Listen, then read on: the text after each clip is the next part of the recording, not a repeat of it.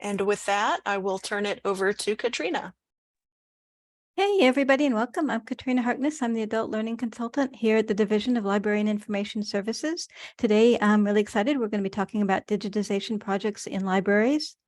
We have members of the Sunshine State Digital Network here, our own division staff, and librarians across the state who have or are starting digital collections. And now I am going to turn it over to Kayla Zayas-Ruiz.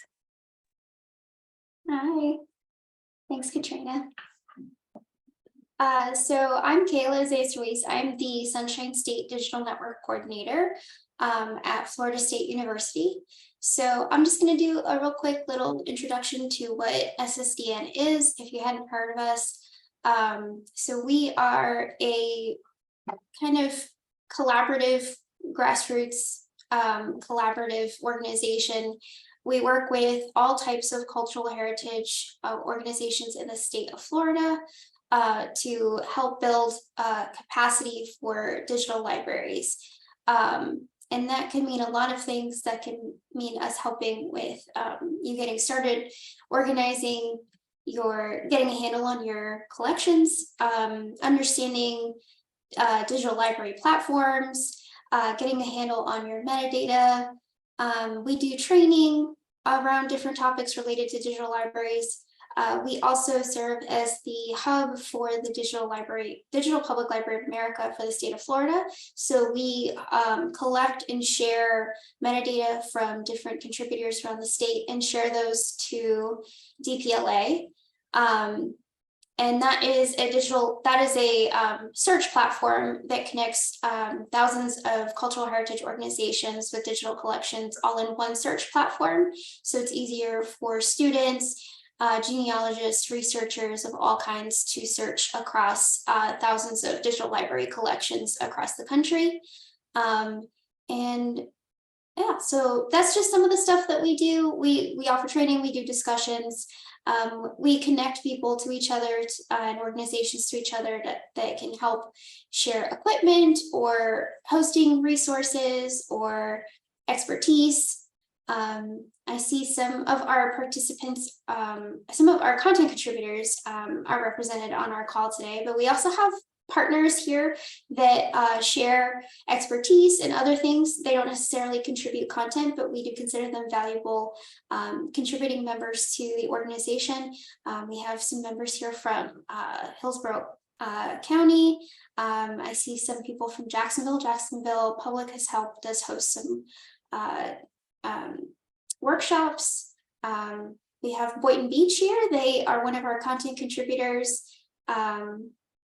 And yeah, so, and we have several members of some of our working groups here as well. So good group of people who are familiar with us and also some names that I don't recognize. So I'm interested to see what kind of questions you might have for us and to learn more about your collections and any projects that you're interested in taking on, getting started with, or if you already have projects that are in progress.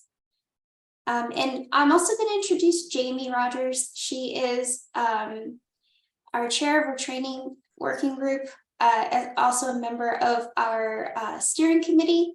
And she's going to help guide the discussion today as well with some questions for everyone too. Thank you, Kayla. Good afternoon, everyone. It's nice to see some familiar names and faces that combine the two. Could be fames, and it's nice to see folks here that I haven't met before, so hopefully we get to have a good conversation going. I want to tell everyone that this is an informal conversation. Please feel free to unmute your mic, and jump in at any point. You can also raise your hand if you feel more comfortable with that, or if you want to just submit things through chat, that also works well. Kayla and I can read the questions and some of the responses that we get through chat. But the idea is this is not a presentation that we're providing. This is discussion amongst everybody that's on the call. And so I'll just start off with a question that Kayla brought up initially and ask, who's engaging in creating digital content right now? Who's digitizing their collections? You can raise your hand, you can say me. Great. Megan, who else? Yes, Ronaldo. Are there any folks on the call who are interested in getting started? Okay, great. Yes, so I knew there were other folks on the call that have been engaging in creating digital collections actively. Who here is really just like interested in it, but hasn't quite started the process, hasn't started with their digitization process yet?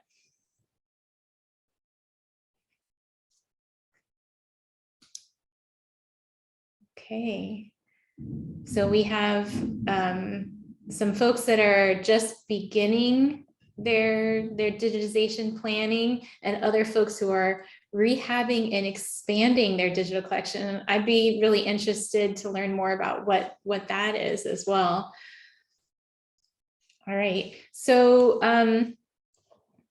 prior to today's call, when folks were registering, we did receive some feedback about the types of things that people were interested in learning more about. In that kind of list was, a question about what types of digital libraries or digital asset management software are folks using? What are kind of like your storage solutions? Does anyone want to jump in and just tell us a little bit about, what types of software are you using to share your digital collections, so that folks are just starting to kind of get an idea about what's out there? Okay, we have someone in the chat mentioning Content DM. And folks too, if you want to, we know where some people are from, but if you want to introduce yourselves and say, oh, I'm from such and such public library, or your organization, if you want to include that. But it looks like we have a few people using Content DM, Omeka, Digital Commons. Any other systems or anything else you want to share about your digital collections? Okay, Past Perfect online, but moving to Islandora or DSpace. Okay, Josh, so that makes sense. You were talking about rehabbing and expanding your digital collection. So migration is a fact of digital collection life. I'm from Florida International University. We will be going through a migration process really soon. So, and Lee Dotson, Digital Commons, and Content DM, and Islandora, and others. Yes, Digitool. Yes, right, Lee. We go way back. Okay, so question: are we leaving SOBEC? Very good question. So, FIU currently hosts our collections locally through an open source system that was developed out of the University of Florida called SOBEC CM.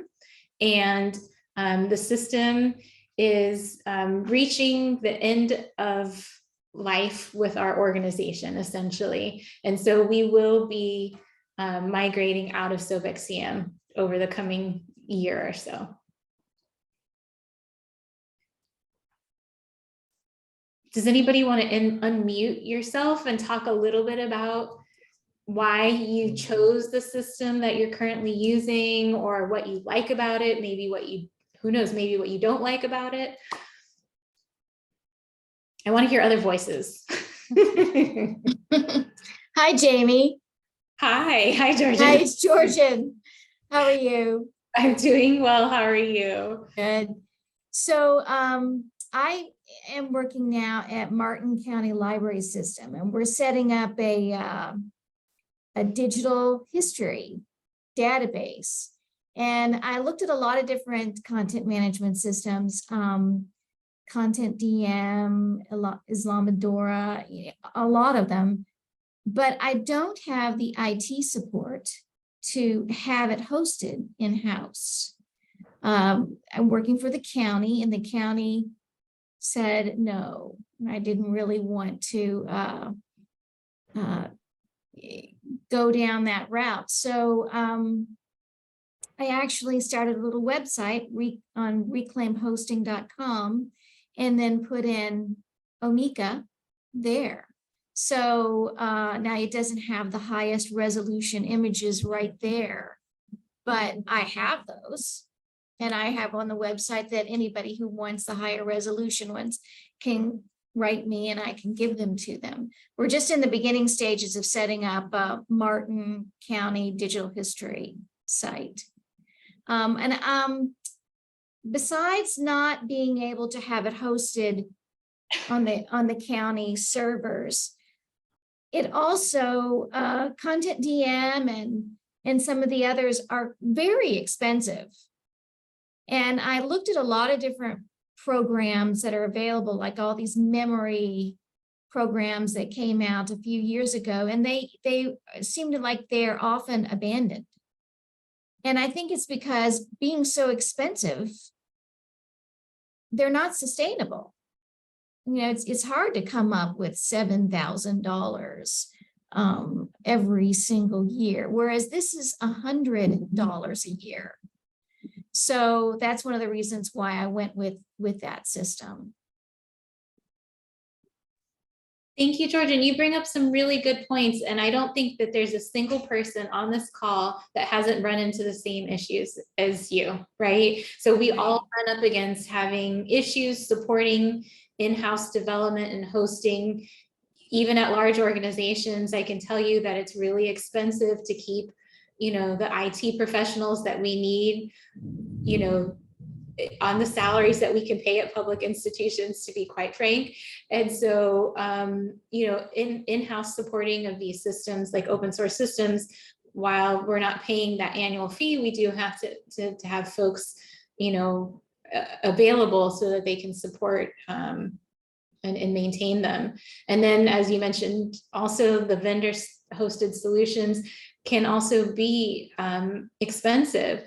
I'm going to let Kayla maybe talk. I know, Kayla, I'm putting you on the spot. Sorry.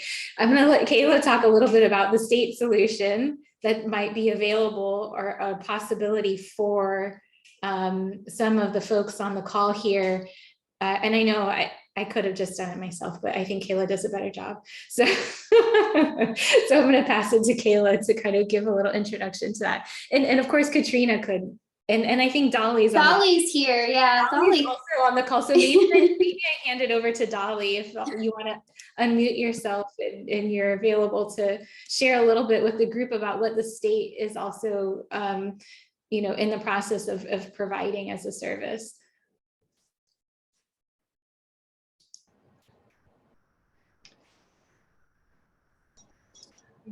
Don't know. Can you hear me? Yes, This we is can. Dolly. Yes. Yes. Okay. Yeah.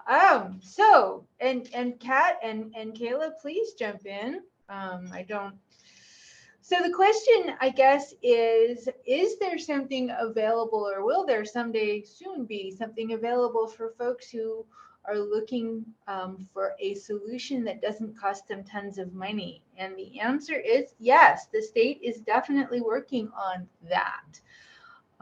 We're working on a platform.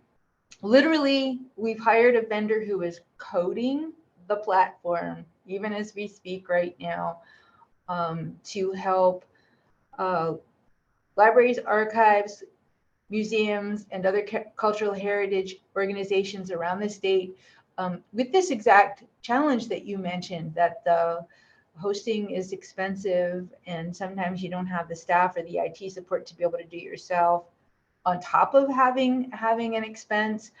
And so we're working on having one that you can use, and the hope is that it will be free, especially under a certain level of storage. If you've got a lot of storage, like huge amounts of storage, like multiple terabytes of storage, we may charge back to some extent, but if you don't have a lot, then we plan to continue to have it for free. That was sort of a brief overview. Yeah, and Dolly, that's going to be an Islandora That is going to be. It is. It's in the most recent version of Islandora, which is so recent they're still working on it. Hosting. But that's a good thing. It is a good thing. That is a good thing. It's an active open source community, which means that there are always people developing new features and improving the software. It's not a dead product, which is also something George had brought up. Yes. And one of the things that we're doing is we're having a few bells and whistles added. Some of the coding that's going on right now is working on bringing newspapers and serials and government documents and other types of records into the mix of things that Islandora will easily be able to handle. And that's some of the coding that's going on right now. And they're also looking at Drupal, they're looking at OpenSeaDragon, they're looking at a brand new way of searching across the entire platform. So there's a lot of cutting edge stuff that is going to be available to anyone who uses Islandora, because it's open source, and we plan to make it available for folks out in the field who are using Islandora if they're interested in it. Jimena asked the question in the chat, why Islandora and not another system? I can start answering that question, but Dolly, feel free to correct me at any point if I misrepresent that process. But the state did a request they did an open call for proposals for vendors. And one of the reasons that Islandora was a good fit is because they were looking for a multi-tenant system, which basically means that you can have a single instance that allows for individualized sites, basically, so that it can all be run centrally, but each organization can have its own branding, can have its own like administrative controls over its own site, can develop its own collections, and all of that kind of management can be done at an individual institutional level, but all be managed administratively centrally. So that is something Islandora is capable of doing that some other vendor-hosted systems can't do. Islandora is open source, so it can be hosted locally, but in this case, the state library is contracting with a vendor to host Islandora. And so that's one of the reasons that Islandora stood out, and why this company is the one why they picked the company that they did pick. They have extensive experience contributing to the Islandora community. And also because Islandora is an active open source community, and there is constant continual development on the platform. So Jamie was talking about how FIU uses SOBEC-CM, which is also an open source platform. However, it doesn't have an active community that's continuing developing, which is why it's kind of coming to the end of its life, among other reasons. But so there's some benefits to that, and also having it hosted by Discovery Garden means that the state library doesn't have to hire and retain developers on staff for this platform to maintain it. So that's another added benefit. And folks may be interested in the process of connecting with the state and being considered as a potential contributor or user of the system. Dolly, can you give people a little overview about how you're considering applicants for this, if you're considering applicants yet, what the process might look like? Sorry for Yeah. Yeah, so the answer is we haven't started considering applicants yet. What we want to do is help the institutions who are a little more in need of help. So as we had talked about, the folks who may not have the IT support staff, who may not have the funds to be able to host their own, or to host with a vendor because it's pricey, that sort of thing. We will have an application process. I haven't written it yet, so I can't tell you exactly what it looks like, but we want to help folks who need the help. That's what this is for. The reason we started this was a long time ago. We had the LST, the Library Services and Technology Act advisory panel, and some focus groups and a few other folks take a look at the needs of the state, and the folks who are interested in digitizing but are a small library, cultural heritage organization, museum, or archive are the ones that the focus groups sort of pointed out as needing the most help. Large academic libraries, large museums are also, they're not, there's nothing going to be saying that they can't apply or get onto the platform and use it. We're not barring anybody, but the eligibility criteria is going to start with focusing on the folks who are a little bit in more need of help.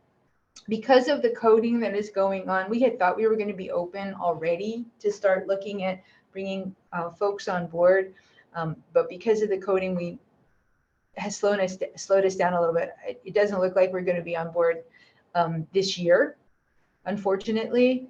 So stay tuned. Stay tuned. We will have more about the process and the eligibility. It isn't that there's going to be criteria. It's just the focus of who to start helping with. We plan to get 3 libraries a quarter, so 12 a year. So if folks aren't picked the first 3 months or the second 3 months, we're going to continue that application and go round and round every year. So don't despair. Thank you so much, Dolly.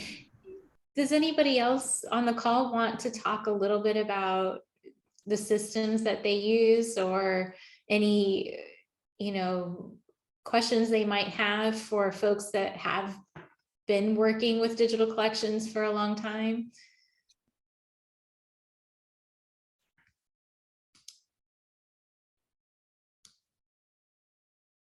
Has anybody gone through a migration?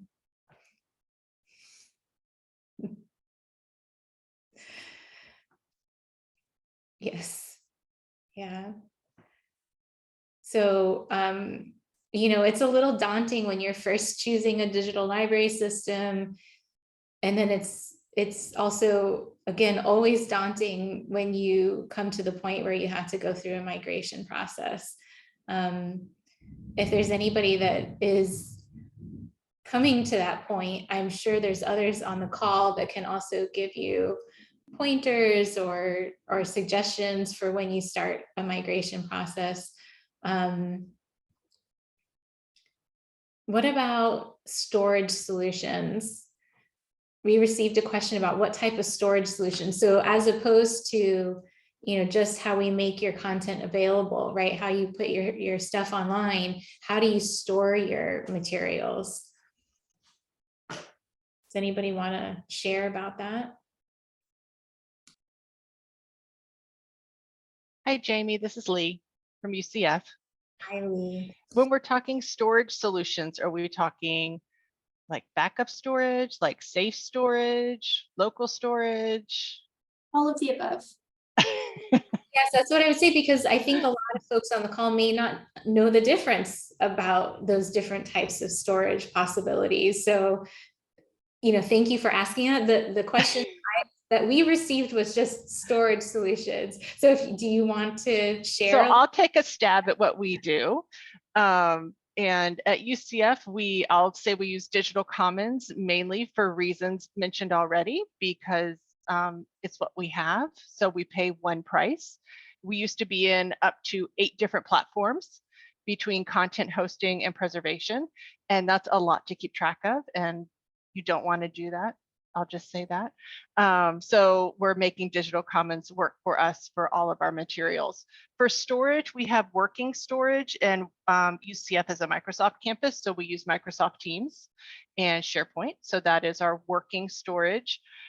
In terms of backups or our sort of safe storage, we don't have a true digital preservation system right now. So safe storage, we have Azure for all of our files that has very, very restricted access. And we back all of our work up to there. All our master files are backed up there in terms of digitization. And then everything in Digital Commons is also stored in AWS. So if it goes into Digital Commons, we set it up so that it automatically goes to an AWS bucket and we don't have to think about it. So we have it in several different places. We made sure that between Azure and of course, what Digital Commons backs up on their own, and then what we back up in AWS are all in different geographic locations so that we are sort of hedging those bets. So if anything does go down, we have it in multiple areas and multiple systems, and we have those things with limited access. Thank you, Lee. I think that it's really incredibly helpful for folks to see that, you know, depending on the size of your collections and the needs of your organization, your not only your digital collection, I guess, ecosystem, where you host your materials that you make available can look very different from institution to institution, but also, you know, the content that folks may not see still requires some attention. So Renelda, you have a question or a comment? I have a question. So for Lee, you said all of that, you said that really fast, and I'm trying to take notes and I didn't get all that. So I don't know, maybe you can put some of that in the chat. But my question is, that backup, are you talking about backup for the images, for the metadata? Is the metadata with the images? Is it together? I mean, what, and all of that, what were you, how do you guys store all that? So right now we do have a project management system. So if people place a digitization request, they put in all the information for the item. And then we have a specific tracking number per request. So we can always refer to the sort of dirty metadata that's submitted with the request. But because the metadata continues to be worked on and enhanced, we don't have all of the metadata with the items as they're stored. We really rely on our tracking system to have sort of the first information, and then what we make available online is our best information. We have spreadsheets and such like that. We do store those with the items themselves. So what we're storing are our master files. So any master images that we create, say we're scanning a booklet and it has 20 pages. We have each of those images, as well as if we turn it into a PDF, as well as the PDF with that too. If it's something that we had to get permission for, we have the copyright permission with that. If it's an oral history and it has any log files or any permissions going like that, we store those with the images as well, or the audio files or whatever it might be. We do try to keep all the information together. And since we use Digital Commons, we will also upload some of those things and hide those from public view so that they also stay with the item. So even though the item might be available for public, we put those items, those additional sort of housekeeping administrative files on the back end so that it's not floating, a floating item, and you never know what's going on with the copyright or anything like that. Did that answer the question? Yes, we still, I mean, we have, and I'm in Tampa, and we've digitized quite a few things. I mean, we have quite a few collections, but this far, we really do not have our metadata with the images. The images are stored, but then our metadata is in spreadsheets, and we can cross-reference it, but it's not kept together. So that's when you started talking about all the backup systems, I wasn't sure if you were talking about backups for where you're keeping the images, where you're keeping the metadata, if it's all together. But it sounds like you have it together. Some together, not all though. And I'm really referring to it as backup because I don't want to call it preservation. So for us, we used to have a full-on digital preservation system that we do not anymore. So I'm just very careful that what we are storing in Azure and AWS are backups. and it's not full preservation level. And there is systems that you can use that help create like preservation packages, essentially, that would store items and metadata together. Some of them are for a fee. So like FIU uses Preservica, that's like a vendor. At FSU, we use Archivematica, which is open source. And that works with Islandora, which is what we host our stuff in. I don't know if Archivematica works with other systems, but there are free and pay for use options if you want to have something that creates like metadata and item packages that you can store as preservation copies, where everything's together. And I believe in the coming months, we're going to have a whole other preservation discussion. So if folks are really interested in getting into more details about preservation as well, we'll have an additional discussion really specifically dedicated to that. And if you sign up for our newsletter or for our email Google group, you'll get notifications about all of these. Yeah, and Katrina just very helpfully put the link to where you can subscribe to our newsletter in the chat. But yeah, we'll have our preservation discussion will be in August, so next month, and that'll be coming up soon.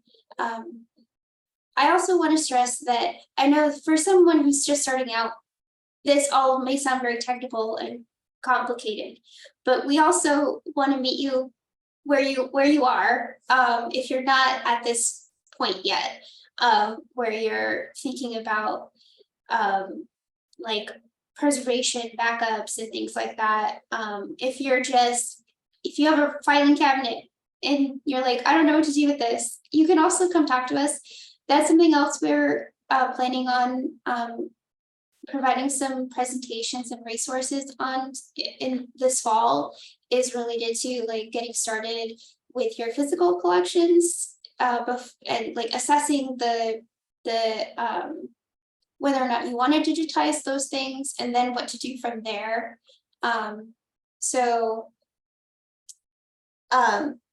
like Lee said, Lee added in the comments, we don't have it perfect, so don't stress about that. And that is very true. A lot of what you would think of very well-resourced organizations are also kind of just like, we're doing the best we can.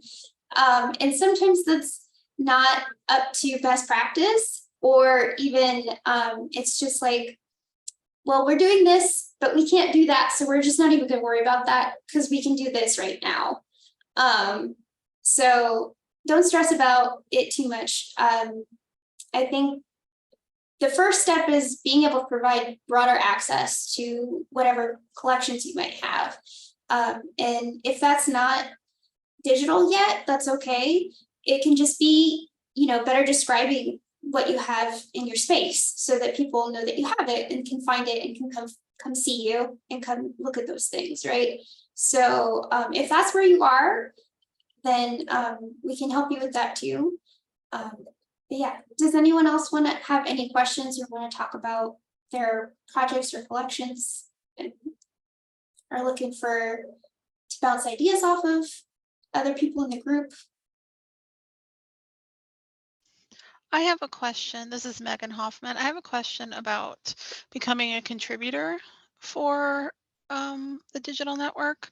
Right now we aren't, and I would definitely be interested in joining and contributing what we have.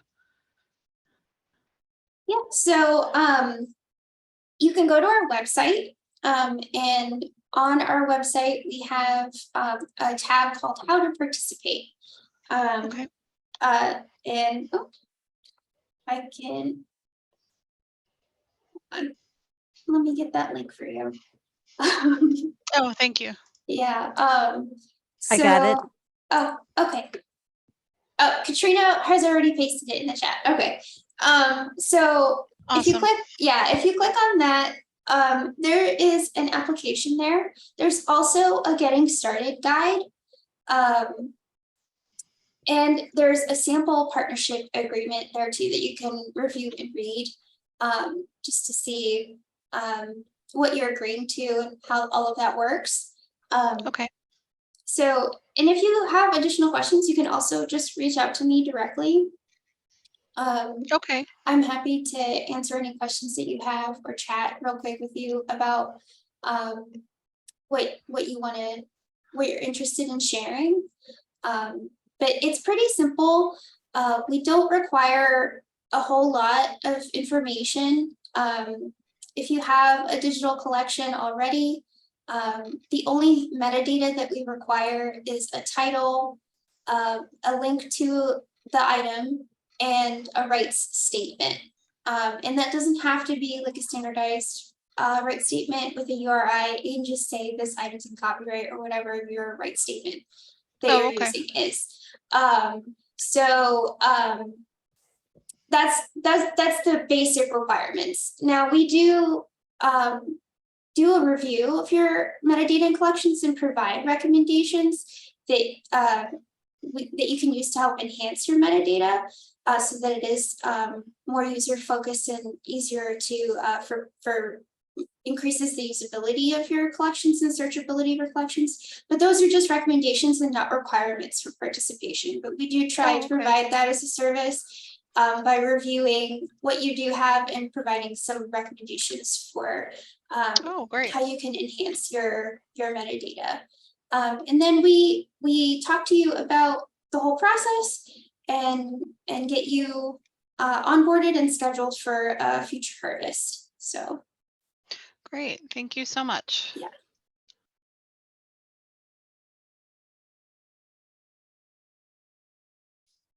Do we have any other questions?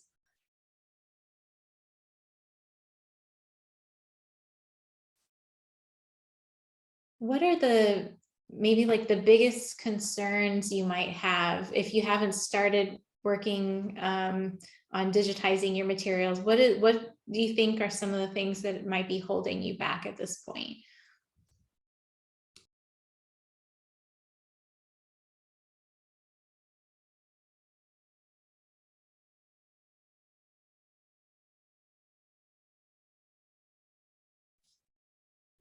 Okay.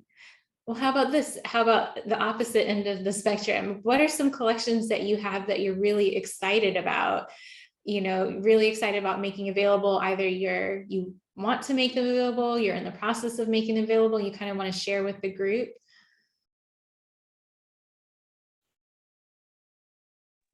I know Renelda has done a lot and has an interesting perspective. I was wondering if maybe you could share a little bit about what your library is doing.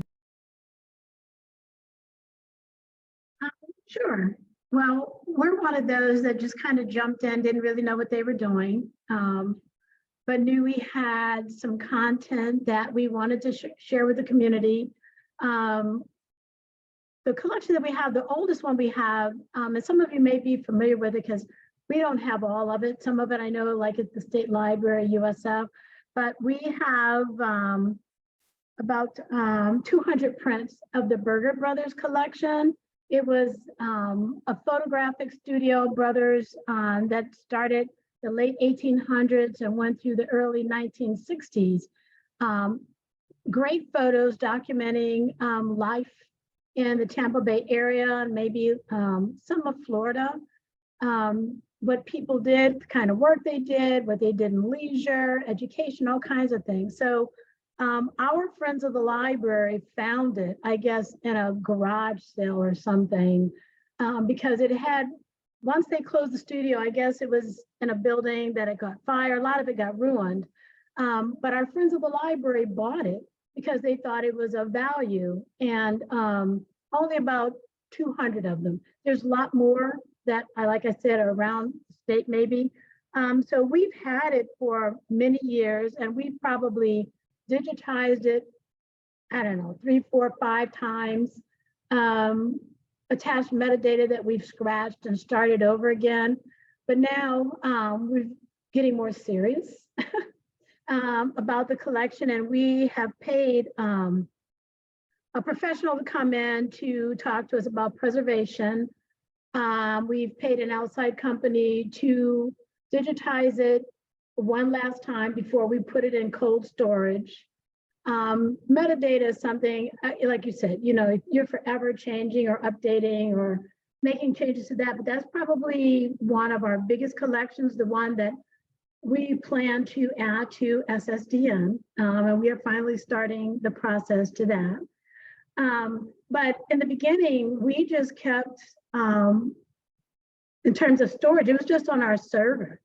We just had it on our server, and then we would link to it on our website until we realized that wasn't good. It wasn't real good because, you get people, and we've put watermarks on it. We've taken it off, all kinds of things. But right now, everything is in Content DM. So we have that collection.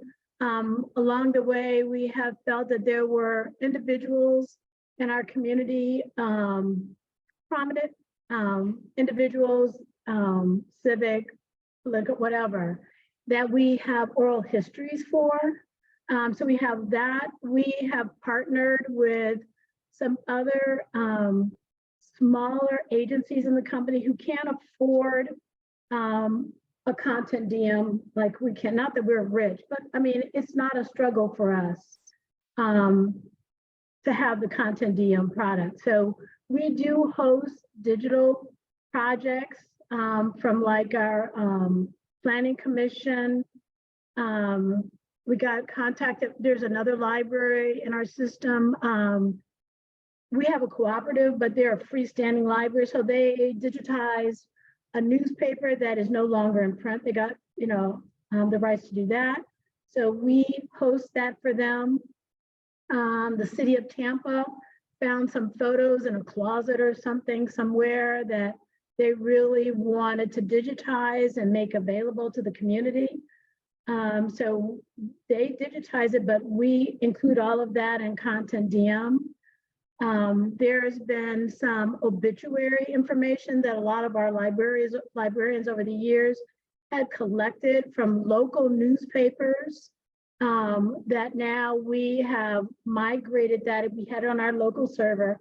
We've migrated a lot of that into Content DM. I headed up a project a few years ago. We had a grant from StoryCorps and IMLS through ALA. And we were building a new library in an African-American community. And the community said they felt that there was a lot of history, local history that was being lost. And they felt that a lot of the kids coming along wouldn't know. And that there was a part of town called Central Avenue where everything used to happen. If you came to town, that's where you stayed, that's where you went to church, that's where you got your hair done, that's where you did everything on Central Avenue. Central Avenue is no longer there.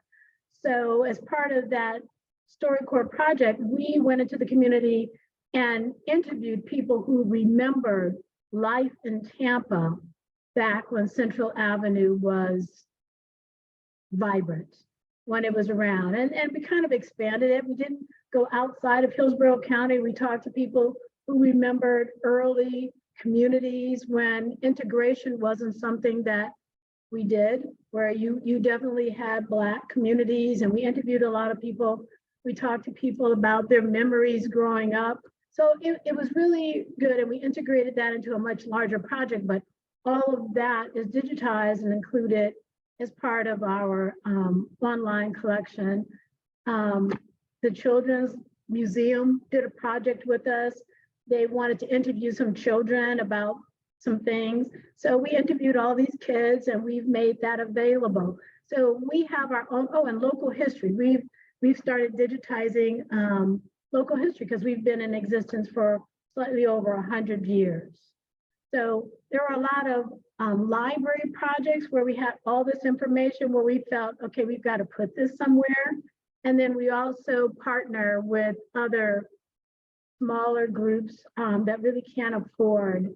Oh, I almost forgot. So we have a big project we're working on now. Right now we're doing a RFP because there's a local African-American newspaper since 1945 here in Tampa, and there are very few and still in existence around the country. But we do have one here in Tampa, and they are still printing, but we will be digitizing their paper. So that's the big project that we have now, as well as another one from a little town, Boots, here in Florida. One of the professors at USF, she had worked with her mom to write a couple books on local history for that community. So they've given us a lot of the photos, maps, original documents from that area, and that's another project that we're working on. So it fits into our strategic plan of trying to work with the community. I don't want to say preserve, but kind of pull all that history together and make it available through our website. So we're using Content DM. There are probably other tools that are just as good. It's working well for us.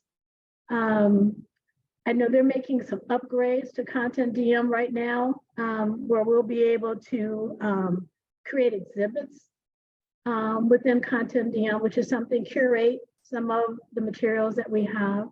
So we're kind of looking forward to that. I don't know if we'll always be with Content DM, but you know, migrating, moving to something new is never easy. So as long as it's working now, we'll probably be using Content DM.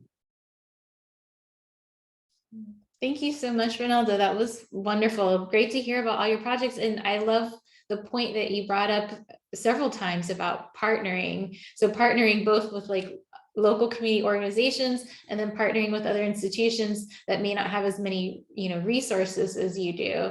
And I think that's a really good thing for everyone to kind of keep in mind as a possibility, that it doesn't have to be that you take these types of projects on at your institution with no support outside of your institution, because there's lots of other organizations, it could be anything from, it could be an academic library, but it could be another public library in your area that might have some resources that you might not have.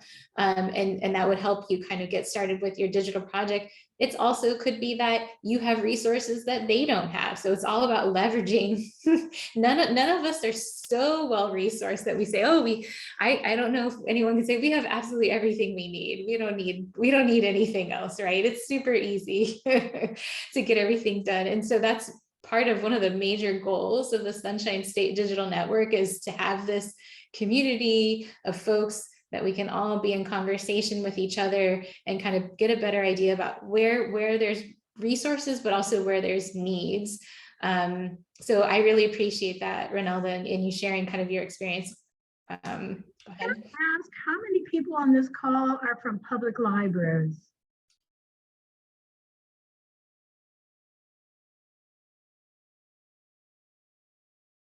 Oh, okay, that's good. Do you mind telling me, like in the chat, where you're from, or just speak out where you're from?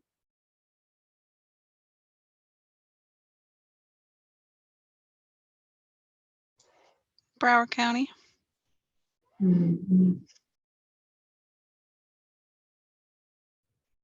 African American Research Library, Broward County. Oh, I've been there many times.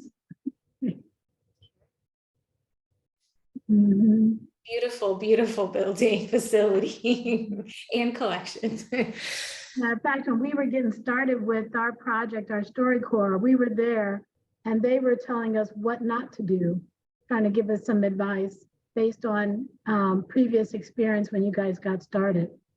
Okay. And when was that, Ronaldo? Having direction, knowing, No, I said, when was that?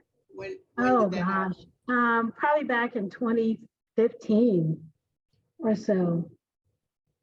But one of the big things, and we have a collection development plan, because we realized if we don't, things scope,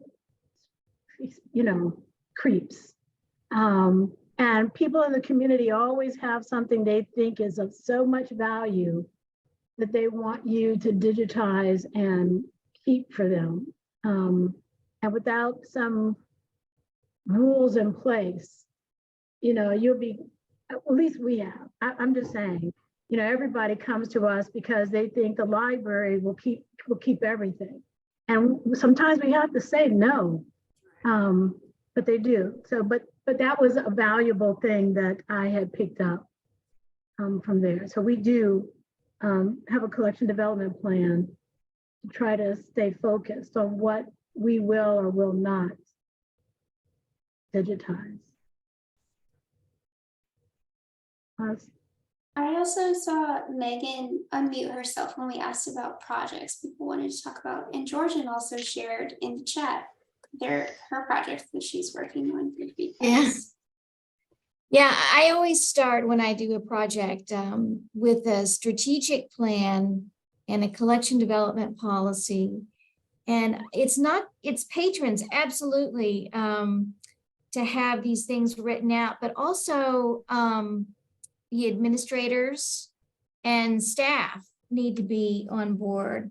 I've worked in places where, you know, the staff doesn't really, they have other things to do. They're not really on board with it. And so having it written out, what I'm doing, helps prevent those things like somebody saying, you should be going to high school graduations and taking photos. You know, get everybody on board. I think it's just really helpful to have those policies written out. I also, for this project, wrote out a collaboration plan because I am also collaborating with people in the community, historical societies, a couple of them, and local history collectors. And I'm going to have a big meeting coming up. I'm getting some things up now, and then I can show them and get feedback. But I made like 3 stages, and I talked about what my goal is for collaboration for each of those stages.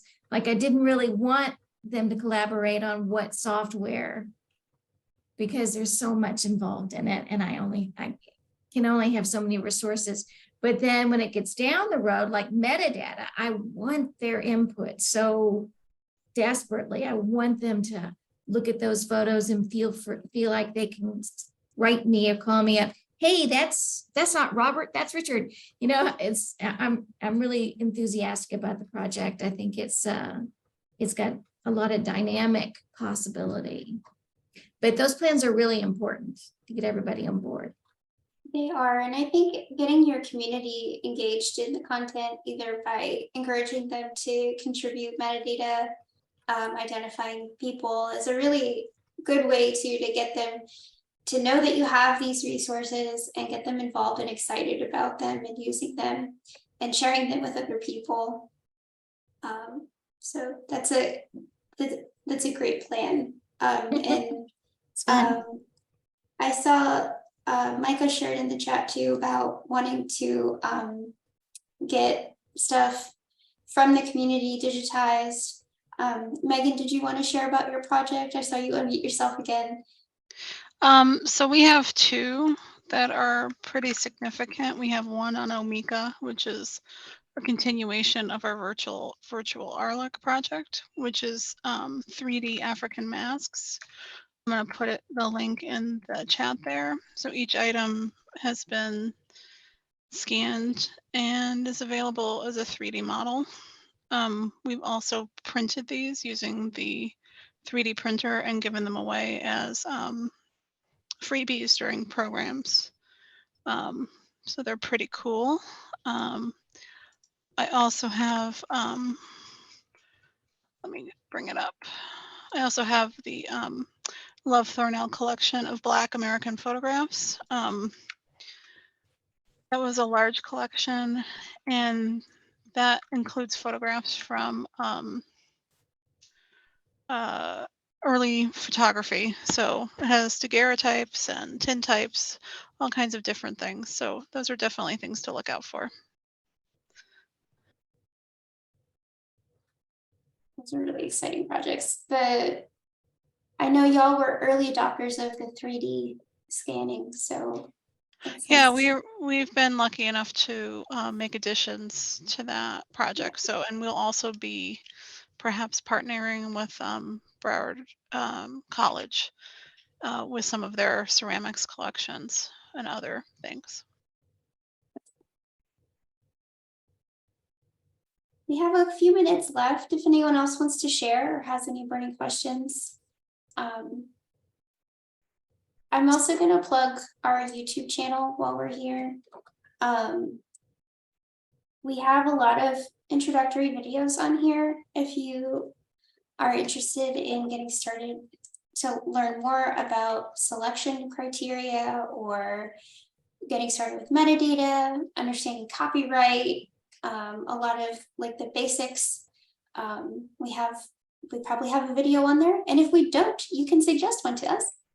We'd be happy to do training that you're interested in. So Micah, I saw you, or Mika, I'm not sure how to pronounce your name. I saw you unmute yourself. Did you have a question or a comment?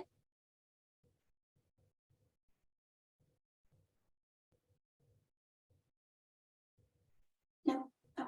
Well, I want to thank the division for giving us time with you all today to talk, get a better understanding of your projects and your questions. I hope that we were able to answer some of those questions, but if not, again, please do reach out. We're very happy to talk to you about your projects or your questions, your specific situation. And again, we do have resources on our website and on our YouTube channel that can also kind of help you get started. But we're also happy to take additional suggestions or, you know, to have a more in-depth conversation. And we hold discussions as well. So subscribe to our newsletter because we post all of that in there every other month. It's not a weekly newsletter. It's like every other month newsletter. But all of our events and stuff are posted there. So you can join us for other discussions where you can ask questions as well.